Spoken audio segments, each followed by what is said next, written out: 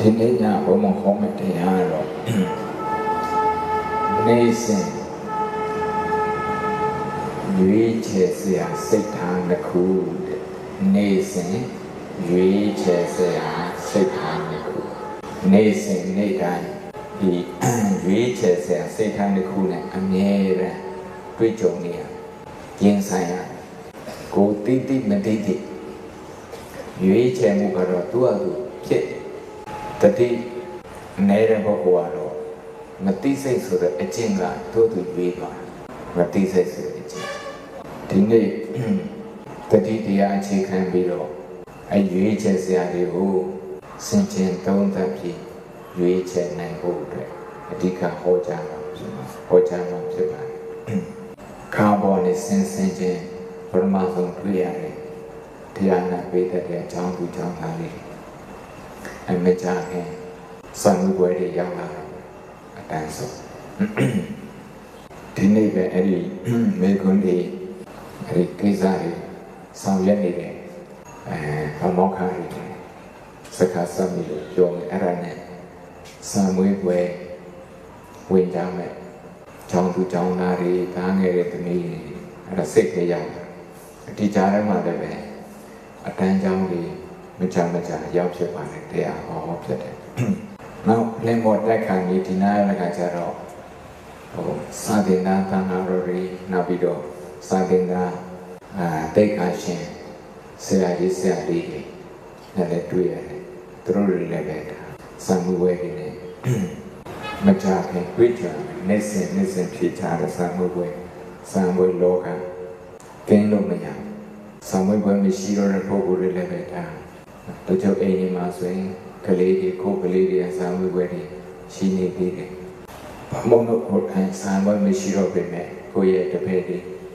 တခါတည်းရဲ့ဘာတွေသမီးတွေမြေးတွေမြစ်တွေဒူတွေဒူမတွေဒီလိုပဲအမြဲတမ်းစံဝဲပွဲတွေနဲ့ရင်ဆိုင်နေကြအဲ့တော့စံဝဲပွဲဖြေတာဟောပဲထားပါ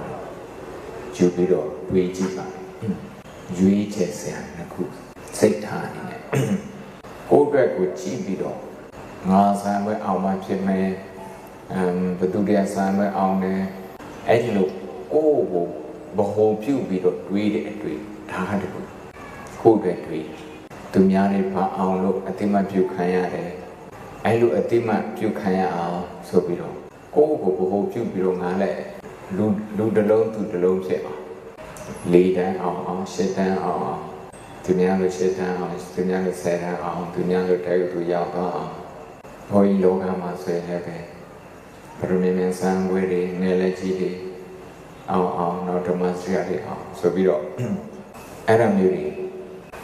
အားကြတာတော့သူများအားကြတာနဲ့တွေးတာကိုယ့်ကိုဘဟုပြုပြီးတော့တွေးတယ်ဒါကရွေးချယ်စရာတခုအဲ့လိုကိုယ့်ကိုဘဟုပြုပြီးတော့တွေးတယ်ဆိုရင်ဘေးကလူတွေနဲ့ကိုအတန်းပဲလူတွေနဲ့စာသင်သားတွေနဲ့ပြိုင်ဆိုင်တဲ့စိတ်တွေဖြစ်တတ်တယ်တချို့နေရာမှာကျတော့မိဘဟောပြိုင်ဆိုင်ခိုင်းတချို့နေရာမှာစာချဘိုးကြီးတွေကျောင်းနဲ့ဆရာတော်တွေကပြိုင်ဆိုင်ခိုင်းဘုံမလို့ကိုယ်တိုင်အဲ့ဒီလမ်းဖြတ်တန်းခဲ့အကျိုးစားဟဲ့ကြည့်ဘသူကိုကြည့်ပြိုင်ဆိုင်ခိုင်းတာကိုကြိုးစားစိတ်ချင်းကြိုးစားတဲ့စိတ်အင်္ဂလိပ်လိုပြောတော့ motivation လို့ခေါ်တယ် motivation ကြိုးစားခြင်းနဲ့စန္ဒပေါ့စန္ဒတိပတိဖြစ်အောင်စာချက်ခြင်းနဲ့စိတ်ဖြစ်အောင်စန္ဒတိပတိတင်ပြီးတယ်ဒါမဲ့တင်ပေးတဲ့နေရာမှာကရွေးချယ်တဲ့စိတ်ထားကဒီပြိုင်ဆိုင်တဲ့စိတ်ထားကိုတွားရွေးချယ်ပြီးပြီးပြိုင်ဆိုင်နေဆိုတော့ကိုပြိုင်ဆိုင်ပြီးတော့စာချက်တာတော့မှကိုကဆိုင်ပွဲအောင်သွားတယ်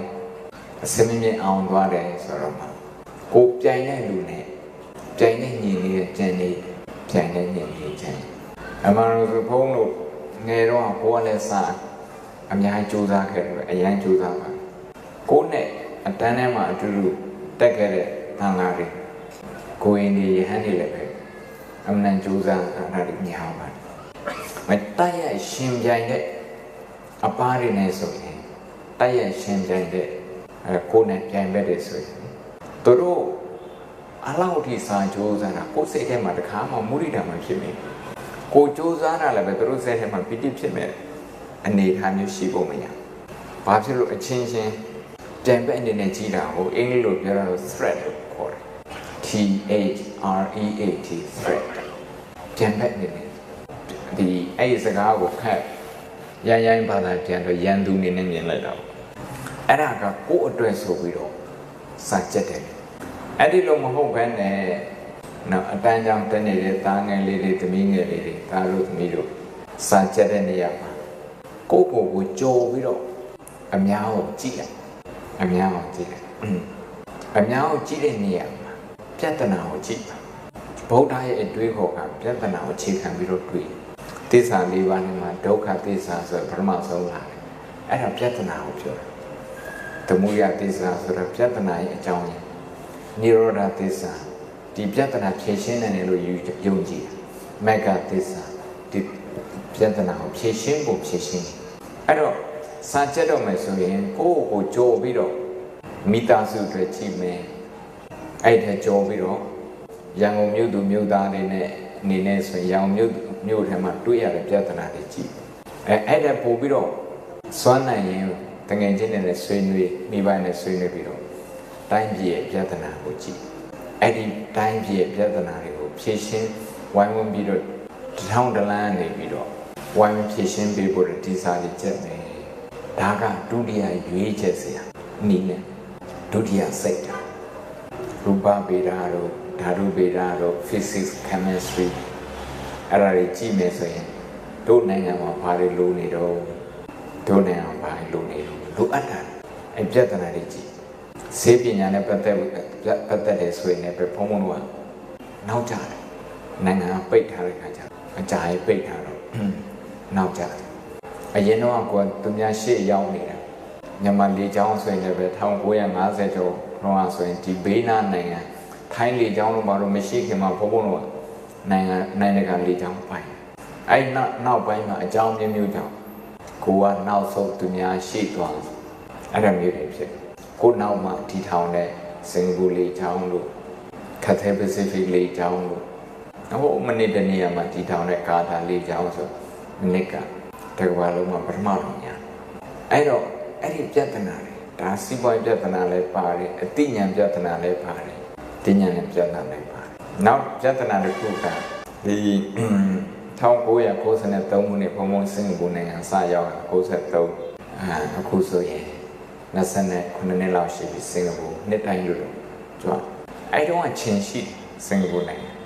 အခုချင်းမရှိတော့တနိုင်ငံလုံးမှာချင်းမရှိအင်္ဂလန်နိုင်ငံအရင်တော့ဥရောပတိုင်းလုံးမြဖြားရှိတယ်ချင်းလည်းရှိအခုမရှိတော့ချင်းလည်းမရှိဘူးရင်ကောင်းလည်းမရှိဘူးအဲ့ဒါတော့ကျမကြီးအနေနဲ့ဆိုရင်လည်းတနိုင်ငံဒီလူတွေရဲ့တက်တန်း life span နေနေကြည့်အဲ့ဒီချင်းနေရင်နေမရှိတဲ့နိုင်ငံတွေသူတို့ကပို့ပြီးတော့တက်တန်းရှိအဲ့ဒီတော့အဲ့ဒီပြဿနာတွေတစ်ခုလောက်လိုက်တွေးလိုက်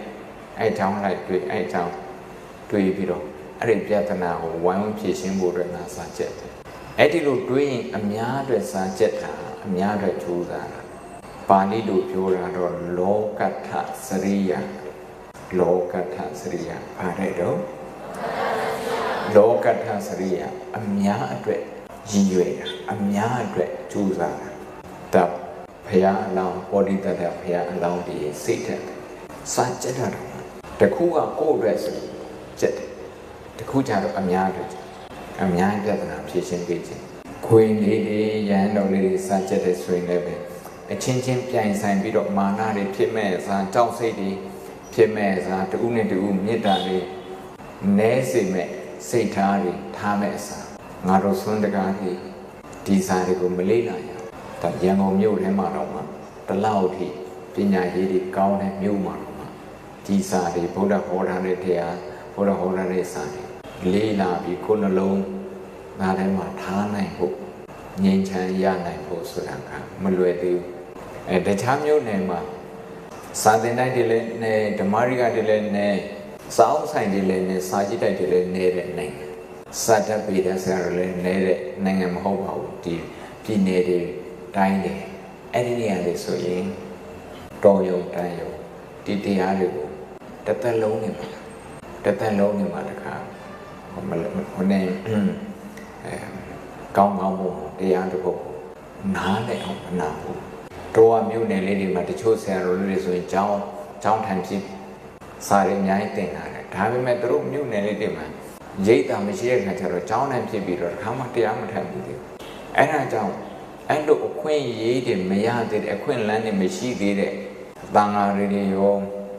လူပုဂ္ဂိုလ်တွေရောဒါပြည်တွင်းမဲ့တွေးသေးတယ်ပြည်ပအနေနဲ့ထပ်တွေးမှဆိုအများကြီးပဲသူတို့တွေတွေးပါသူတို့တွေတွေးပြီးတော့စာတွေဖတ်ပါတင်ကြုံဖတ်မယ်ဆိုရင်လည်းအဲ့ဒီသူတို့စိတ်ထဲမှာအာယုံပြုပြီးတော့သူတို့လေးတွေဒီစာဖတ်ဖို့အတွက်အခွင့်အလမ်းမပေးဘူး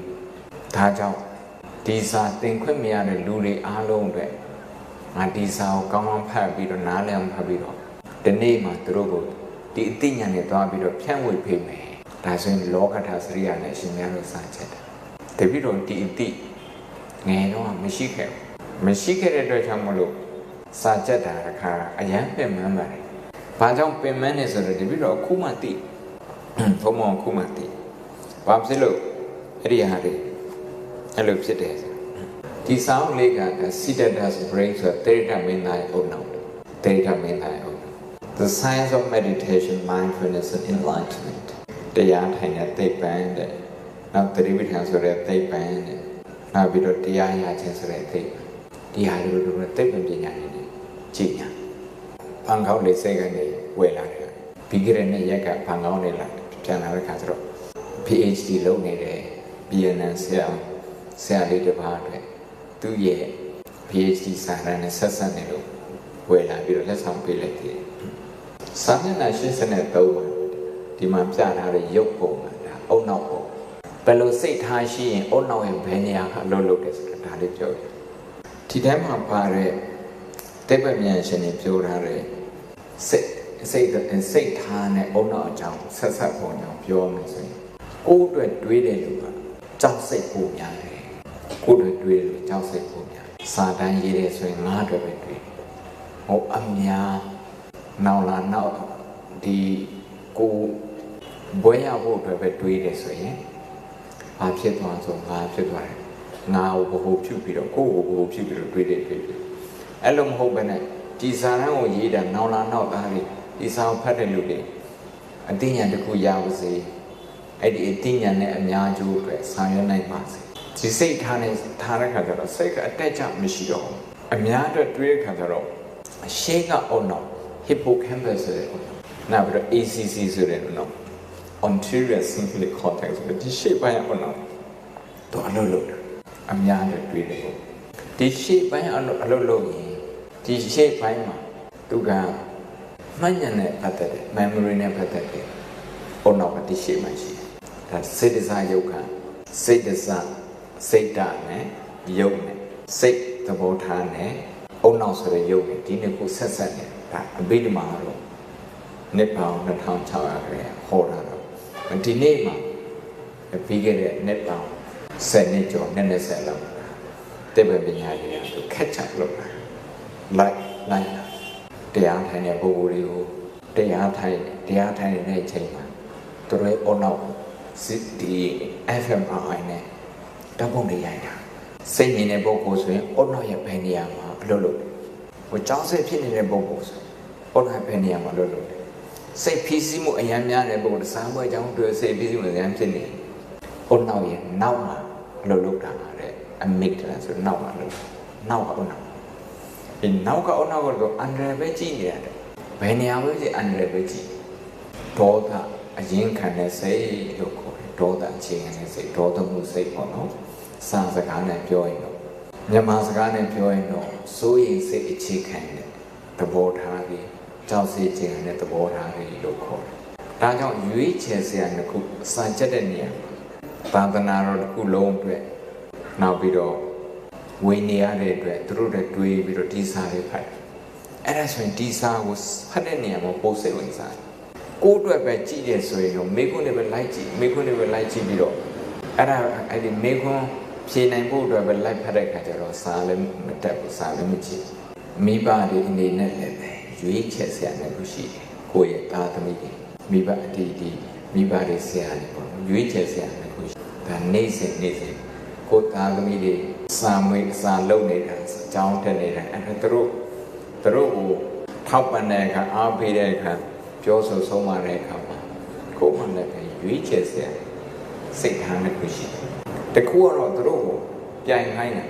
ကိုယ်တန်းကကြောက်စစ်နေဆိုတော့သူတို့ကိုကြောက်စစ်ဖြစ်အောင်လုပ်တယ်သူများကိုကြည့်ဇာမွေးကြရင်ဘယ်လိုဖြစ်တယ်ကြောက်စရာကြောက်စစ်တွေဖြစ်အောင်ပြောတယ်အဲ့ဒီအကြောင်းမပြောဘဲနဲ့တကယ်လို့ဒီစာတွေကဘယ်လိုတန်ဖိုးရှိတယ်ဘသူအတွက်အကျိုးဖြစ်တယ်ဘသူတွေကဒီစာတွေကိုမလေ့လာရဘူးဒါကြောင့်သူတို့အတွက်ပါတွေးပြီးတော့သူတို့တွေပါရည်ရွယ်ပြီးတော့စာချက်ပါဆွေးနွေးရကမ္ဘာပေါ်မှာ developed countries ဆိုတာဖွံ့ဖြိုးပြီးသားနိုင်ငံအဲ့နိုင်ငံတွေမှာအလုပ်လုပ်တဲ့ဒီလူထုတွေထဲမှာ25%ပဲတက္ကသိုလ်ပညာရတက္ကသိုလ်ပွဲရ25% ပဲစင်ကာပူနိုင်ငံမှာအလုပ်လုပ်တဲ့လူဦးရေအယောက်100ဆိုရင်အယောက်20လောက်ပဲသူ့မှာပွဲရတယ်လို့ရှိတယ်25%မပြည့်သေးပညာရေးဆိုတာလူတိုင်းလက်လန်းမမိသေးဘူးလက်လန်းမမိသေးဘူးအဲ့ဒါကြောင့်ကိုယ်တပည့်သားသမီးတွေဒူမတွေကိုအားပေးတဲ့အခါမှာသူတို့ကိုနော်လူလောကရဲ့ပြဿနာအကြောင်းနားလည်အောင်စိတ်ရှည်နဲ့ပြောပြပြီးတော့သူတို့သင်နေတဲ့ပြဿနာတွေဟာအများအတွက်လိုအပ်တယ်သူများကိုခေါင်းဆောင်နိုင်တဲ့ဒီဟာဒီရှိအများအကျိုးအတွက်အများကြီးပြဿနာဖြေရှင်းပေးနေတဲ့ပုံကိုယ်တွေဖြစ်လိမ့်မယ်အဲ့ဒီစိတ်ဓာတ်လေးတွေမွေးပြီးဒါကရွေးချယ်စရာကျန်တဲ့တခုကတော့မဟုတ်ဘူးကြီးစားမဟုတ်ဘက်ကအိမ်ကဘာအောင်လဲဒါကြောင့်တို့အောင်မအောင်မှုဆိုရင်တို့မျက်နှာငယ်မယ်ကြောက်စိတ်ကိုမွေးပြီး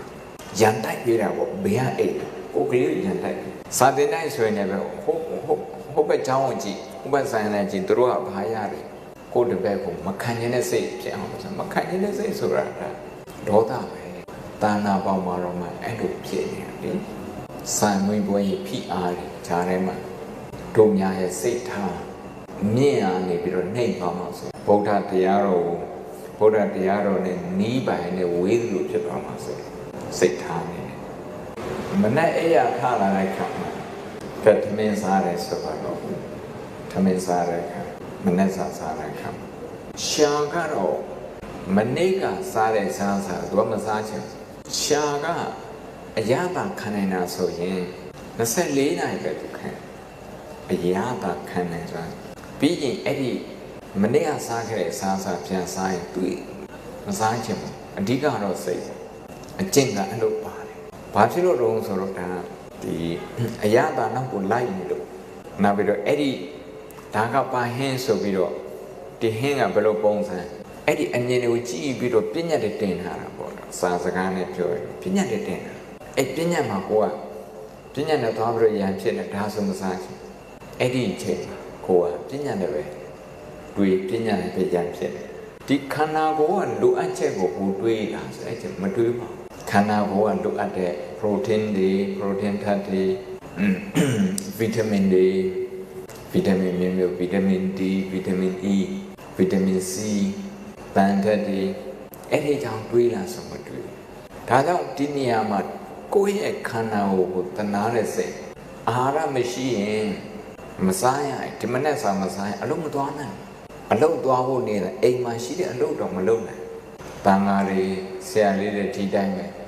မနဲ့စားမဖုံးရရင်ခန္ဓာကိုယ်ကဘယ်လိုနေမှမသိဘူးဘုံမို့လို့ရွှေကျင်တိုက်ထဲမှာငယ်ကလေးကနေခဲ့တာဒီဗရမဆုံးနေတဲ့ရွှေကျင်တိုက်ထဲမှာဆယ်နှစ်သားနဲ့15နှစ်သားဥပုပ်နေဆိုရင်ဝါရင်ဧကတနေ့ကျင့်ရတယ်တစ်ထပ်ပဲဖုံးရတော့အဲ့နေ့မှာအစမ်းဆံဝဲလည်းဖြစ်ရတယ်စားရကြည့်ရတယ်မနဲ့စားလည်းမဖုံးရမဖုံးလည်းမကောက်တခါတည်းမနဲ့ဆုံးခံနဲ့ထွက်ရတယ်စားလည်းကြည့်ရတယ်ကြည့်တဲ့စားတယ်မစိတ်လုံးဝမရောက်ပါဒီခန္ဓာကိုယ်ကအယံကိုစားနေတာအယံကိုစားဒါကြောင့်မနဲ့စားခံနေလေမှာကိုယ်ကို10မိနစ်လောက်အချိန်ပေးပြီးတော့စားနေတဲ့ခန္ဓာချက်ချင်းမစားဘဲနဲ့ချက်ချင်းအစာမထည့်ဘူးစားတဲ့ခန္ဓာကို10မိနစ်လောက်အချိန်ပေးပြီးကြည့်စားလောင်တဲ့ဒုက္ခတွေ့ရတယ်ဒီစားလောင်တဲ့ဒုက္ခနဲ့နေရတဲ့ခန္ဓာကိုဒီ ဒီခန္ဓာကိုတနာတဲ့အနေနဲ့ဒီခန္ဓာကိုကရုဏာထားတဲ့အနေနဲ့သူလိုအပ်တဲ့ဗီတာမင်တွေလိုအပ်တဲ့အစာအစာတွေစားမယ်သူ့ကိုအန္တရာယ်ဖြစ်စေမယ့်အရာတွေမစားဘူးဆိုရင်စားတွေလျှော့စားမယ်စီတွေလျှော့စားမယ်အချုံမုံတွေမစားဘူးအဲ့ဒီသိဉာဏ်ဝင်လာတယ်ဒါစိတ်ထားနေပြီးတော့ကရုဏာစိတ်ထားနေပြီးတော့ခန္ဓာကိုယ်ပေါ်မှာကိုကြည့်တတ်တယ်ဟိုစောင့်ရှောက်တတ်တယ်ဒီနေရာမှာရွေးချယ်စရာတစ်ခုကကရုဏာနဲ့ခန္ဓာကိုယ်ကိုကြည့်ပြီးတော့အစာအာဟာရကိုရွေးစားတယ်နောက်တစ်ခုကတော့ရာဂတဏ္ဍအစာအာဟာရကိုမမောတဲ့စိတ်အဲ့ဒီစိတ်နောက်ကိုလိုက်ပြီးတော့ရှာကတောင်းတာမတိစိတ်ဆိုတဲ့အကျင့်ကတောင်းတာအဲ့ဒါတွေအကုန်လိုက်စားဒါနေ့တိုင်းတရားနာပေးတဲ့လို့ကြုံတွေ့နေရတယ်ရွေးချယ်စရာတစ်ခုပဲကိုကဘယ်ဟာကိုရွေးတယ်ဆိုတာဒါလေးကိုကစဉ်းစားကြည့်နောက်လူဝိတောင်တဲ့အနေနဲ့ဆိုရင်အဝိဇ္ဇာလဲခဏီမှလည်းရွေးချယ်စရာစိတ်ထားတစ်ခုရှိတယ်အဲ့ဒါတော့ဘာတော့ဆိုတစ်ခုကတော့တခြားလူတွေအထင်ကြီးအောင်ဝတ်တယ်အပြင်သွားတော့မှဆိုရင်တခြားလူတွေထင်ကြီးအောင်အနည်းဆုံးသူတို့ထင်မသေးအောင်ဆိုပြီးတော့ဝတ်ဒါတစ်ခုနောက်တစ်ခုကတော့အဲ့လိုမဟုတ်ဘူးကျမ်းမာရေးအတွက်ဒီအဝိဇ္ဇာဝတ်ဖို့လိုအပ်တယ်အချက်ကဝယ်ဖို့အတွက်ဝတ်ဖို့လိုအပ်တယ်ယာတိဥရဝိတံကာဝယ်ဖို့အတွက်လိုအပ်တယ်အဲ့လို pragmatic reason ဆိုတာလက်တွေ့ကြတယ်အကြောင်းတရားတွေအဲ့ဒါတွေကိုတွေးတာဒါကစိတ်ထားတွေကိုနောက်တစ်ခုကတော့သူများထင်ကြီးအောင်ဆိုပြီးတော့ဝတ်တယ်သူများထင်ကြီးအောင်ဆိုရင်ဒါအထင်သေးမှဆိုလို့ဆိုတဲ့ကြောက်စိတ်ကလည်းကြောက်စိတ်အခြေကဒေါသချက်နေစဉ်တွေးနေရတဲ့ရွေးချယ်တဲ့စိတ်ထားလေးတွေဈေးသွားဝယ်ပြီးဆိုရင်လည်းပဲအများနဲ့ဒီတခြားလူတွေနဲ့တွေ့တဲ့အခါမှာကိုချင်းစားတဲ့စိတ်ထားမှာဒါမှမဟုတ်သူတို့ကိုယ့်ရဲ့ပြန်ပဲနေတဲ့ထားမှာဈေးဝယ်တဲ့လူတွေဈေးအောင်တဲ့လူတွေနဲ့တူတူပဲကမောတရားပွဲထဲမှာတစ်ချိန်နဲ့ချိန်ထဲဟောပြီးပါပြီဒီနေ့ညထပ်ပြီးတော့အကြောင်းထိုက်ဆိုင်တော့ထဲဟောရပြီးခဲ့တဲ့လေးငါးနှစ်ကဂျပန်နိုင်ငံမှာဆူနာမီပင့်လို့နျူကလ িয়ার ဓာတ်အားပေးစက်ရုံထိခိုက်သွားတဲ့အခါမှာအဲ့ဒီဓာတ်ရုပ်က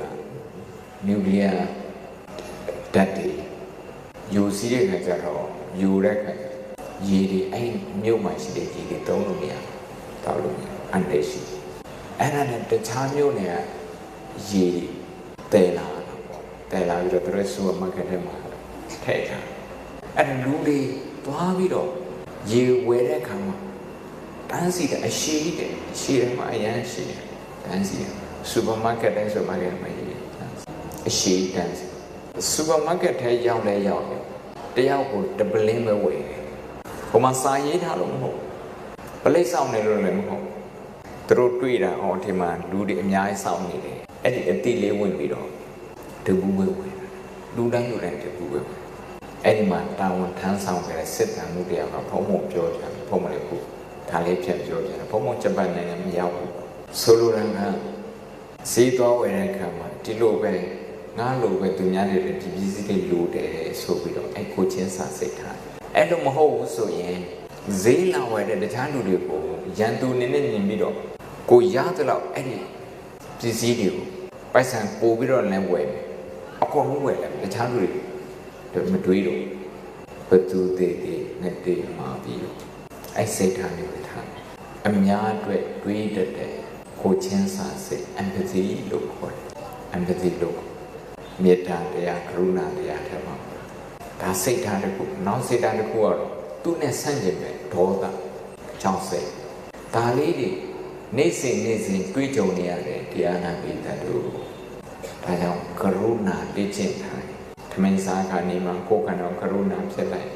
အဝဇ္ဇလဲခါနေမှာကိုယ်ခန္ဓာကရုဏာဖြစ်လိုက်အိယာဝင်လာနေမှာလည်းပဲအော်ဒီခန္ဓာကိုမနာလို့မရဘူးကိုယ်ခန္ဓာကိုကရုဏာဖြစ်လိုက်ရေတောက်ခါနေမှာဒီခန္ဓာကိုရေမတောက်လို့မရဘူးရေစားကရုဏာလေးတစ်ချက်5 စက္ကန့်ပဲကြာအဲ့စိတ်လေးထားအဲ့ဒီလိုကရုဏာတရားအကျင့်လုပ်တာအကျင့်လုပ်တာကိုရွေးတဲ့စိတ်ထားကမှန်ကန်တဲ့စိတ်ထားကောင်းမွန်တဲ့စိတ်ထားတွေဖြစ်တယ်အခုသိပ္ပံပညာပြောတာတော့အဲ့ဒီလိုရွေးတယ်ဆိုရင်ဒီ Disability is the science of meditation. American Tibetan Nepal is a Jodian and Tibetan over Yida. The Galu Anyatole Tweede, Karuna Dia Leshi, 3D she is Eddie Ludia or no count. Such a Mummy, and a community Jodia. A thousand she is. တောက်ဆက်ဖြစ်နေတဲ့အချိန်ဆိုရင်ဆက်ဖြစ်နေဆိုရင်ဆက်ဖြစ်နေတဲ့အချိန်မှာကိုယ့်အကို10မိနစ်လောက်အချိန်ပေးလိုက်60 second 60အချိန်ပေးလိုက်ဝင်နေထွက်လေကြည့်လိုက်ဝင်လေချက်ချက်နာရှူရှာလိုက်ထွက်လေချက်နာရှူထုတ်လိုက်နောက်ပြီးတော့ဆိုရင်ဆက်ဖြစ်နေတယ်ဆိုတာအတိမတ်တွေ့ကိုယ့်ကိုအတိမတ်ဟောဒီမှာဆိုရင်ဆက်ဖြစ်ဆိုရင်ဆက်နေစားချက်ရင်တိတ်မမှတ်မိဘူးလေတိတ်မမှတ်မိအနော်ဆိုရင်စိတ်ဖြစ်နေတဲ့အချိန်မှာတာဒေါသဝါစိတ်တန်တာဒေါသစိတ်တန်ဒီပါစာနာဒီတတိပဌာန်ဆိုကြောက်စိတ်ဖြစ်နေတဲ့အချိန်ဆိုရင်တဲ့အချိန်မှာဆိုရင်စိတ်ကိုတိလိုက်ပါတယ်တိလိုက်အဲဒီဆိုရင်စိတ်ကတော့အားနေအဲ့လိုမဟုတ်ရင်ဆိုရင်စိတ်နဲ့ကိုတွန်းပြီးတော့ကိုတွန်းလို့တလားကိုကြိုးစားတလားအချိန်ပေးတလားအရာတိတ်မထင်ပါဘူးဘုရားမြတ်စွာဘုရားဟောထားတဲ့တရားနောက်ဆောင်တဲ့တော့ထပ်ပြအောင်Yuvano Haruli sir. Takabajo sa out of 21 lesson for the 21st century. Nasetia super. Tinkansa Naseta cool. Ditema Adigaro to Tebanjina. Do that Yaunela Naku Sunset. The also take to my PhD Yala, the Israeli Jerusalem take to Pamakando. To go die also take to my Nigeria. Say going on Nina, they are. Legend, a course in it, the net or the la when the lama to the other. This year, the problem. Loga here, Medija, Uguma, Homono, Wi-Fi the yard, Wi-Fi yard. Wi-Fi yard, Majati, Yamane, the Kamalo Nines and Majati, Joe Foley, the joke leaves of a new room, Cape Jamba. Hello, IT revolution, so that IT. Information technology the internet to Facebook to Twitter to WeChat to DRA to check Benam will like me so that Baduma Betiakama a teacher control me attention me bigger than Tonega American Yoga work with allow the some by Siam to that name. Person channel fake news so that Mahoman the Dende Fluenja two in a Bahama two sweat in a Bahama control me www worldwide web I how teaching also take to Chownatia Kudo American MIT Pamakando to Korea pure the internet Ludario and the material Ludario a two website Lolo Maro, so a soya in a pension, swinging boy chain, then. Person to choke. Internet go a jump you below the Wi-Fi, the telephone, jump you below. A jumper movie load. The Chujaro, Kalidio, Lugong Kure, the Chujaro, Mu the Medio Kongu, the Chujaro, Mahom Mandarin twin. And I will go Baduma, just another. Down you now. I will do a detail how to put Georgia. Not about Georgia and also biochemical revolutions. Say the Pamjina, do the moon about the below. Kauna is Sura and Paduga, Tencho Maro, with Tencho. Sunset, analyze the time with the children and the arrow. Pelus Hazoye, Mabon and Beta Barrels, the Sation Mabon and Bill Illusion. Diamond. Mabon maintain men the Mongo secret have my yawn at the sea. I don't see Kuro American title. I know about she. Michael Jackson Namaji, Yoshimenda, Namaji Suro, Pane Soul so time. AC doing it now. AC a thousand miano. Tomaya. Tane at the Naza recipe, not omniable so. And I'll let the Duma. Tension secret. Nine Boko Mishi with it. Tajo Edilo, or up today, Niyama or Medita Miare, and Kabine and Twitter Kama, Pelolo Chamaro, ဘယ်လိုလုပ်ကြမှာတော့သူပြောတာက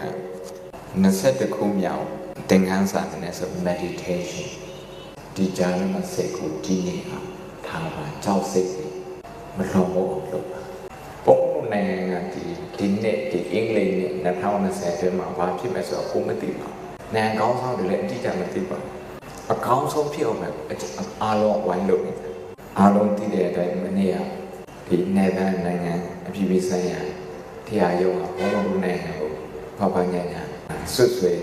ဒါနဲ့ပတ်သက်ပြီးတော့ပုံမှန်ရွေးချယ်စရာတစ်ခုရှိတယ်တစ်ခုကတော့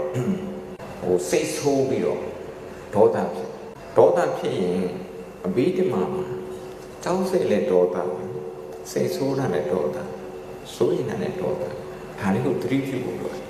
ဒေါသဖြစ်တဲ့ပုဂ္ဂိုလ်ကအလွယ်တကူကြောက်စိတ်လွယ်တကူကြောက်စိတ်ဒေါသဖြစ်လို့ဘုံကဒေါသဖြစ်ရင်ဘသူ့ဒေါသဖြစ်ကိုဒေါသဖြစ်တဲ့ပုဂ္ဂိုလ်အဲ့ပုဂ္ဂိုလ်ကကြောက်လို့အဲ့ပုဂ္ဂိုလ်ကမရှိအောင်အမြင့်ပြတ်ခြင်းမဟုတ်ဘူး။ဘာဖြစ်အမြင့်ပြတ်ခြင်းမဟုတ်ချင်လို့သူရှိနေကိုမှကြောက်နေလို့ကြောက်စိတ်တဲ့ဘောဒါကြောင့်ဒေါသဖြစ်တယ်စိတ်ဆိုးတယ်ကြောက်စိတ်နေတာသူကအမြင့်တစ်ခုထဲကနေလာတာဒေါသနောက်တစ်ခုကတော့စာပြေခါနိကလေးတွေကျောင်းသားကျောင်းသူတွေယဟန်သားတွေဆရာလေးတွေဒီဟာလေးကိုကြည့်ပြီးတော့တို့နိုင်ငံနားတယ်လူနဲနေတယ်တို့နိုင်ငံကိုနားလဲအောင်လုပ်တဲ့လူတွေမှာငါသူများနားလဲအောင်သူများလေးစားငါတို့နဲ့လေးစားငါကြိုးစားမယ်အဲ့ဒီစိတ်နဲ့ကိုယ်နိုင်ငံပြည်သူကိုတနာတဲ့စိတ်နဲ့ကိုယ်နိုင်ငံကိုတနာတဲ့စိတ်ကရုဏာစိတ်နဲ့မေတ္တာစိတ်စာကြိုးစားလို့ဆိုရင်ရွေးချယ်စရာတစ်ခုရှိတာကိုပြောတာရွေးချယ်စရာတစ်ခုဒီပုဂ္ဂိုလ်ဒီပါမောက္ခအရာဘာဖြစ်လို့သူတောင်ပြောတာတော့ဆိုသူပေးတယ်ရေးချက်ကသူပေးတဲ့အကြောင်းပြချက်ကသူငယ်တော့ကလည်းသူ့အဖေကလည်းပဲပညာရှင်ဆိုတော့အသိဉာဏ်များတဲ့အခါကျမှစိတ်ချမ်းသာမယ်စိတ်ထဲမှာလုံလုံခြုံခြုံခံစားမယ် secure feeling ပေါ့နော်အဲ့ဒီဟာရှိမယ်လို့ခံစားတယ်သူယူဆခဲ့တယ်အဲ့ဒါနဲ့စားရအများကြီးတော့သမိုင်းလေးလာတယ်ဆိုပေမဲ့ခြေဟောင်းသူရိနာအကြောင်းလေးတိတ်ပံအကြောင်းလေးအများကြီးဖတ်တော့လည်းပဲသူကနားလေအဲ့ဒါကြောင့်သူကအသက်23နှစ်နဲ့အော်ဆွဲတိုက်လို့ရအော်ဆွဲရောက်လာတော့ခါတယ်ဘုရားအရာများဒါပေမဲ့သူ့ဟာသူစိတ်မချမ်းသာအတိဒီဘလောက်ပဲများစိတ်မချမ်းသာတယ်တော့သူသတိထားမိတယ်ဘုသူရများတယ်စိတ်မချမ်းသာတနည်းအားဖြင့်ပြောမယ်ဆိုရင်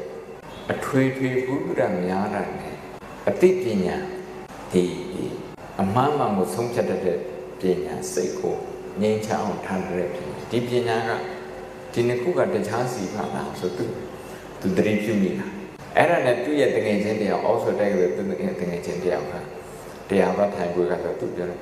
မင်းဗုဒ္ဓဘာသာရေးတရားထိုင်လို့သွားစမ်းကြည့်ပါလားအင်္ဂလန်နိုင်ငံမှာဗုဒ္ဓဘာသာရေးတရားထိုင်တဲ့နေရာရှိသူကပထမတစ်နေ့မှာစိတ်ထဲစေဝင်စားမင်းပြောတာလဲကွာသိပ်မဆန်လိုက်တာဟောတရားသာထိုင် meditation ပါလို့ဒါပေမဲ့ဒီနေ့လောက်ကြာတဲ့ခါကျတော့သူ့တငယ်ချင်းပြောတဲ့စကားတစ်ခါနဲ့သူနားနဲ့ပြန်ပြီးတော့ကြားရမှာသူပြောတာဟုတ်တော့တယ်ထင်တယ်ပြော10ရက်တော့ဘယ်လိုပြောတယ်စမ်းကြည့်အောင်ဆရာကြီးကိုရင်တရားစကားတော့ပြောဝင်ကြည့်ခါကျတော့လုံးဝပြောင်းစိတ်ကိုတည်ငြိမ်အောင်စိတ်ကို control လုပ်တဲ့ပညာကစာအုပ်ထဲမှာမရှိဘူးသူသိတာအလေးကျင့်တဲ့ဆရာသမားနဲ့ဒီလိုလေ့ကျင့်နေဆို9ရက်နဲ့5ရက်နဲ့9ရက်နဲ့10ရက်နဲ့အဲ့ဒါဒီအချိန်တော်တွင်းမှာရတယ်ဆို10ရက်ဆိုတာပါရဂူတန်းလုံးတဲ့ပုံပုံနေနေတာသူကဘယ်ဘလောက်မှခီးမရအောင်စာရေးတာလည်းဘလောက်မှခီးမရအောင်စာဖတ်တာလည်းဘလောက်ထိမှမရအောင်ဒါပေမဲ့အခုခါကျတော့သူက10စက္ကန့်သွားဝင်တာအမလီစိတ်ကလုံးဝပြောင်းသွားစိတ်ကိုဒီနေရာမှာထားဒီနေရာမှာပဲထားတယ်စာဖတ်တဲ့နေရာမှာပဲနေစာဖတ်တဲ့နေရာမှာပဲသူစိတ်ကရွေးချယ်စရာတွေဖြစ်နေတယ်ဘယ်ဘက်ကိုလိုက်မှဟိုဘက်ကိုလိုက်မှအဲ့ဒါတွေဖြစ်တယ်လေကိုယ့်ကိုသိလာတခါမှအဲ့ဒါတွေသိမထားဘူးအဲ့ဒါနဲ့သူကိုယ်တိုင်နေ့စဉ်10စက္ကန့်မကောက်လာစက္ကန့်နဲ့ဝင်တော့တယ်အခုအစ္စရေးနိုင်ငံမှာနော်အစ္စရေးနိုင်ငံမှာဗုဒ္ဓဘာသာဘုန်းကြီးများရှိပါပြီသူတို့လူမျိုးအနေနဲ့သူတို့လူမျိုးကလေးလာပြီးတော့ပြန်ပြီးတရားပြတာလည်းရှိပါဂျေရုဆလမ်တက္ကသိုလ်မှာဗုဒ္ဓတရားတော်အကြောင်းသင်ကြားတာလည်းရှိပါအဲ့တော့အခုဆိုလိုတာကဒီနေ့မှာရွေးချယ်စရာနှမျိုးရှိတယ်ဆိုတာ အိမ်ထဲမှာကိုစားမိမိခန္ဓာကိုယ်နဲ့စားမိသားစုနဲ့စားမိမိခန္ဓာကိုယ်ဆိုတော့မနဲ့အိမ်ရမှာလာတဲ့ခါတတိလက်လို့ဒီလိုထားလာပြီးတော့ကိုယ်ခန္ဓာကိုသုတ်တင်တာဒါမျိုးလေဒါဟိုအသက်ရှူနေတဲ့ဘဝတည်နေတဲ့ပုံစံမျိုးအဲ့ပုံစံမျိုးလေအဲ့စိတ်နဲ့ထားနေအဲ့လိုမဟုတ်ဘဲနဲ့ဒီမှာဒီရထားတဲ့ခန္ဓာကိုသူကျမ်းမှာဒီခန္ဓာကိုစောင့်ချရအောင်ပဲမိသားစုဖို့ရင်အားလုံးရဲ့ခန္ဓာကိုယ်လေးဒီတိုင်းဒီဘေးနာလူရဲ့ခန္ဓာကိုယ်ဒီတိုင်းပဲအဲ့လိုတွေးတာဘယ်လောက်ကြာလဲစက္ကန့်30ပဲကြာမယ်10မိနစ်တော့မကြာစက္ကန့်30မိနစ်ဝက်ပဲကြာအဲ့လိုတွေးရင်အုံနောက်ကရှေ့ပိုင်းအလိုလို active ဖြစ်တယ်ရှေ့ပိုင်းကအုံနောက် active ရွေးနိုင်တယ်အဲ့ဒါကြောင့်ရွေးချယ်စရာစိတ်ထားနှစ်ခုဆိုတာကသူ့နဲ့ထပ်တူဖြစ်တဲ့အုံနောက် area နှစ်ခုကိုပါကိုရွေးပြီးသားဖြစ်ရှေ့ပိုင်းအုံနောက်ရဲ့နောက်ပိုင်းအုံနောက်အင်္ဂလိပ်လိုသူတို့နာမည်လေးပြောနေရှေ့ကအုံနောက်ကို hippocampus လို့ခေါ်တဲ့ insula လို့လည်းခေါ်တယ် anterior cingulate cortex သူဒေတာလေးနဲ့သူအဲ့ဒီစိတ်ထားလေးတွေကအုံနောက်ရဲ့ဆက်သွယ်ရေးလမ်းကြောင်းအမြင်လေးတွေကိုတိုးစီတယ်စိုးရိမ်တဲ့သဘောထားကြောက်တဲ့သဘောထားကိုရွေးလိုက်တယ်ဆိုရင်နောက်ကအမီဂဒလာဆိုတဲ့အုံနောက်အဲ့ဒီအုံနောက်မှာအမြင်ကြီးပိုတိုးလာတယ်ဒီနေ့ကပြောမယ်ဆိုသူ့ကိုအားကောင်းလာကိုယ်သူ့ကိုသွားပြီးတော့လေ့ကျင့်ခန်းတွေလုပ်ပြီး exercise တွေလုပ်ပြီးဒါကြောင့်ဒီနေ့ညဘုံဘုံပြောတယ်ဘုံဘုံရှင်းပြဖို့ကြိုးစားနေတယ်ရွေးချယ်စရာစိတ်ထားတစ်ခုဆိုတာကရွေးချယ်စရာအုံနောက်နှမျိုးလို့လည်းပြောတယ်ရှေ့ကအုံနောက်ကျတော့ positive ဖြစ်တဲ့အုံနောက်နောက်ကအုံနောက်က negative ဖြစ်တဲ့အုံနောက်ကအုံနောက်ကကြောက်တတ်တဲ့အုံကြောက်တတ်တဲ့အုံနောက်ဝိအလုပ်လုပ်ပြီးဆိုရင်ဒီရှေ့ကမေတ္တာအုံနောက်ရဲရဲတဲ့အုံနောက်ကအလုပ်မလုပ်ကုသိုလ်နဲ့အကုသိုလ်ပြန်ယူတခါဘယ်တော့မှမဖြစ်ဘူးအဲ့တော့ဖြစ်ဒါလေးတွေလွယ်ကူတဲ့သဘောတရားလေးတွေနားလေစေခြင်းစိတ်ထဲမှာမှတ်ထားပြီးတော့နေ့စဉ်ဘဝမှာအသုံးပြုစေခြင်းစိတ်လေးတောက်တဲ့လူတွေအမြဲတမ်းပဲရွေးချယ်စရာတွေရှိတယ်စိတ်တောက်ပြီးရင်အဲစိတ်လေးတူလေးတွေကိုဘယ်သူမှဖြစ်ငါခီးမဆိုင်ဘူးလမ်းပေါ်မှာဒီတိုင်းဖြစ်ချတယ်နမူနာဆိုးလေးဖြစ်တဲ့ကလေးတွေနမူနာဆိုးလေးဖြစ်အမိုက်တွေလည်းကိုယ့်ရဲ့ကျန်းမာရေးအတွက်လည်းမကောင်းအဲ့လိုမလုပ်ပဲနဲ့ဆေးလေးတောက်တာဒါအကျင့်ဖြစ်နေတယ်ဘာဗီတာမင်မှမပေးဘူးကျန်းမာရေးတွေဘာအတွက်မှမကောင်းအဲ့လိုအတိလေးနဲ့ဆင်ခြင်နေမယ်ဆိုရင်ရွေးချယ်စရာလည်းကိုယ်ဝါတဲ့လူတွေနေရာတိုင်းမှာမြန်မာနိုင်ငံကိုရဆိုင်တဲ့ပြန်အရင်တော့ဆိုဘေးနိုင်ငံတွေဒီတိုင်းပဲကိုယ်ဝါကြအခုကြတော့စင်ကာပူနိုင်ငံနဲ့ထိုင်းနိုင်ငံစင်ကာပူနိုင်ငံတော့လောမရှိတော့ထိုင်းနိုင်ငံတကယ်တော့ရတယ်မှာပဲချက်တယ်အိန္ဒိယနိုင်ငံနဲ့သီရိလင်္ကာနိုင်ငံတော့ရှိပြီကိုယ်ဝါတယ်အဲ့တော့ကိုယ်ဝါပြီဆိုရင်ခွန်းထွေးရမှာကိုယ်ဝါပြီးတော့အဲ့ဒီကုန်းနဲ့တထွေးကိုဘယ်လိုမှအကုန်မမျိုးအဲ့ဒါထွေးကြထွေးတဲ့အခါမှာအများအတွက်တွေးပြီးတော့အများကိုချင်းစားပြီးတော့နေရာတိုင်းမှာမထွေးတဲ့လူတွေရှိတယ်ခါလဲတချို့ဆိုရင်ခွက်သေးသေးလေးနဲ့ခွက်သေးလေးတွေဒီပလတ်စတစ်ဘူးသေးသေးလေးပဲဖြစ်ဘူးသေးလေးတွေယူသွားပြီးတော့အဲ့ထဲမှာထွေးထည့်တာအများအတွက်သူတို့မှဖြစ်တယ်တွေးခေါ်တယ်တချို့ကကြတော့အဲ့လိုမဟုတ်ဘူးလမ်းပေါ်မှာထွေးထည့်တယ်ဘုံဖိုးရင်တောင်းနေရောတိုင်လူတွေရောဆေးရုံတွေရောတန်းကြောင်းတွေရောက်သွားတဲ့အခါမှာနေရာတိုင်းမှာခွန်းထွေးမထွေးရဆိုတဲ့စလုံးအညီတွေနဲ့ရေးထားတာအဲ့ဒါကနိုင်ငံတက်ခါကြလူမျိုးတက်ခါကြမရေးဘူးဆိုရင်တို့ကထွေးထက်အဲ့ဒါကိုကြည့်ဘုံဘုံတော့ရွေးချယ်စရာနဲ့တွေးတဲ့အခါမှာညစ်ပတ်အောင်ကိုရွေးလိုက်တော့ကြိုက်တဲ့နေရာမှာခွန်းထွေးလိုက်ဘေးပတ်ဝန်းကျင်ကိုတန်ရှင်းအောင်လုပ်မလားညစ်ပတ်အောင်လုပ်မလားအဲ့ဒီနှစ်ခုအဲ့ဒီရွေးချယ်စရာနှစ်ခုထဲမှာတချို့လူတွေအလွယ်တကူရွေးပြီးတော့ထားတယ်ကြုံတဲ့နေရာမှာခွန်းထွေးဖြစ်တယ်ကိုယ်ဝါမယ်ဆိုတော့ကိုယ့်အကိုပြင်ဆင်ထားတာမဟုတ်ခွန်းထွေးဖို့နေအဲ့ဒီတော့စာစကားနဲ့ပြန်ပြီးတော့ပြောရင်ရွေးချယ်စရာတစ်ခုကကျွမ်းကျင်မှုပါတယ်နောက်ရွေးချယ်စရာတစ်ခုကကျွမ်းကျင်မှုမပါကျွမ်းကျင်မှုပါဆိုတော့သူ့အတွက်လည်းပဲကိုယ့်အတွက်လည်းပဲရေးရှိကောင်းတယ်အများအတွက်လည်းရေးရှိကောင်းအဲ့ဒါကျွမ်းကျင်တယ်လို့ခေါ်မကျွမ်းကျင်ဘူးဆိုတာကကိုယ့်အတွက်လည်းမကောင်းအများအတွက်လည်းမကောင်းမကျွမ်းကျင်ဘူးဆိုတဲ့ မြန်မာစကားကိုပါဠိလိုအာကုသလလို့ခေါ်တယ်အာကုသိုလ်ကျွမ်းကျင်တဲ့သဘောထားကျွမ်းကျင်တဲ့စိတ်ဟာကုသိုလ်လို့ကျွမ်းကျင်တဲ့ရွေးချယ်မှုဆိုရင်တဲ့ကုသလအနာဝိဇ္ဇဒုက္ခဝိပါကလည်းအနာဝိဇ္ဇရာကဥပဒေနဲ့ကြည့်တယ်အဖြစ်မရှိဘူးကိုကျင့်သီလနဲ့ကြည့်တယ်အဖြစ်မရှိအဖြစ်ကင်းဒုက္ခဝိပါကလက္ခဏာကိုယ်တို့လည်းပဲစိတ်ချမ်းသာအများတို့လည်းစိတ်ချမ်းသာအဲ့ဒီနည်းရွေးနိုင်ကြပါစေအဲ့ဒါကုသိုလ်စိတ်လို့တချို့ကြတော့ကိုယ်တို့ပဲတွေးရများတဲ့ခါကျတော့ကိုကုန်းသွားတဲ့အခါမှာကိုအနေရှာအစာပြေဒီအာသာပြင်းပြီးတော့ကိုယ့်ရဲ့ရှာအာသာပြင်းပြီးတော့ဘယ်နေရာမှာဘယ်သူနေရာဘယ်သူအိမ်ရှိဘယ်သူကျောင်းရှိဘယ်သူဆိုင်ရှိညစ်ပတ်တယ်ကျဲတဲ့တုံးနေဆိုတော့အဲ့ဒါမစဉ်းစားမိဘူးမကြွညက်တဲ့စိတ်အများအတွက်မတွေးတတ်ဘူးကိုယ့်အတွက်မတွေးတတ်အာကုသလတာဝိသဒုက္ခဘာကဒုက္ခဘာကလည်းခဏဒုက္ခပေးဆိုအဲ့လူတွေကကိုယ်လည်းဒုက္ခပေးတယ်သူများလည်းဒုက္ခပေးတာဝိသသူတို့လုပ်တဲ့အရာဥပဒေနဲ့မညီတာရှိတယ်သီလနဲ့မညီတာရှိတယ်လူချင်းဝင်နဲ့မညီတာလည်းရှိတယ်အဲ့ဒါကြောင့်စိတ်ချမ်းသာဖို့လိုအပ်တဲ့အချက်လက်တွေထဲမှာဘုံတရား6ပုဒ်လောက်ဟောပြီးပြောနိုင်ပါနဲ့ပြောပုံလေးတွေသူများဆိုစာအုပ်လည်းထုတ်ပြီးအဲ့ထဲမှာပျော်ရွှင်မှုဒုက္ခ၄ခုထဲမှာ2ခုဟောပြီးရှိလို့ပစ္စည်းဥစ္စာတစ်ခုရှိလို့စိတ်ချမ်းသာတဲ့အဋ္ဌိဒုက္ခရှိတဲ့ပစ္စည်းကိုသုံးစွဲတဲ့အခါမှာရှိတဲ့စိတ်ချမ်းသာမှုဘောကဒုက္ခဒီနေ့ကထပ်ပြီးတော့ဖြည့်ချင်တာတော့အနာဝိဇ္ဇဒုက္ခဆိုအပြစ်မဲ့တဲ့စိတ်ချမ်းသာမှုရရှိတဲ့စိတ်ချမ်းသာပလိခေါ်ခံရရင်ရဲစခန်းရောက်သွားရင်တရားရုံးရောက်သွားရင်အဲ့ပုဂ္ဂိုလ်တွေဘလောက်စိတ်ဆင်းရဲအရင်စိတ်ဆင်းရဲပါဘေးကလူအနေနဲ့မြင်ရတာလည်းကြည်ရတာလည်းပဲခုံတက်ခါကြပါ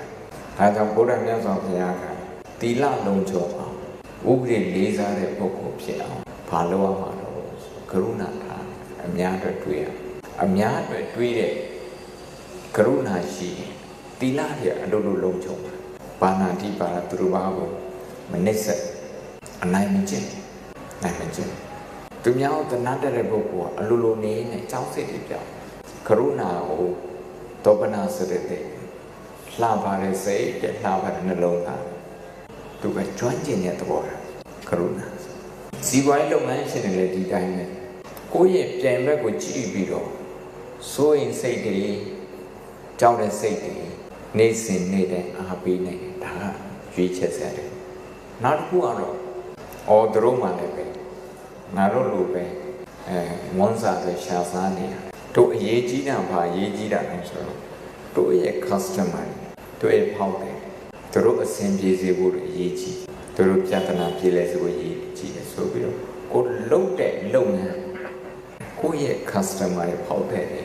အဆင်ပြေဖို့ပဲအဲ့လိုတွေးရင်ဒီရှေ့ကအုံနောက်ကလို့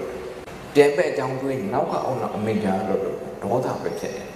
ဒေါသဖြစ်တဲ့ခါကျတော့ကိုရွေးချယ်တဲ့ဟာကမကျွမ်းကျင်တဲ့ခါကျတော့ဥပဒေနဲ့မညီတဲ့အလုပ်တွေလုပ်မိပြီကိုရဲ့ရင်ဘက်တွေကိုပျက်စီးအောင်လုပ်တာတွေ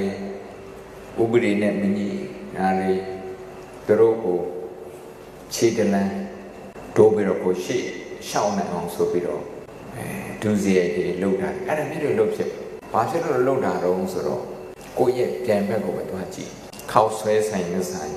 ဟိုဘက်လမ်းဟိုဘက်ကဒီဇိုင်းလမ်းဟိုဘက်နောက်တစ်ဘက်ကနောက်တစ်ဆိုင်သူတို့ကိစ္စမှာကသူတို့စီလာပြီးတော့စားမယ်သူတို့ရဲ့ဖောက်တယ်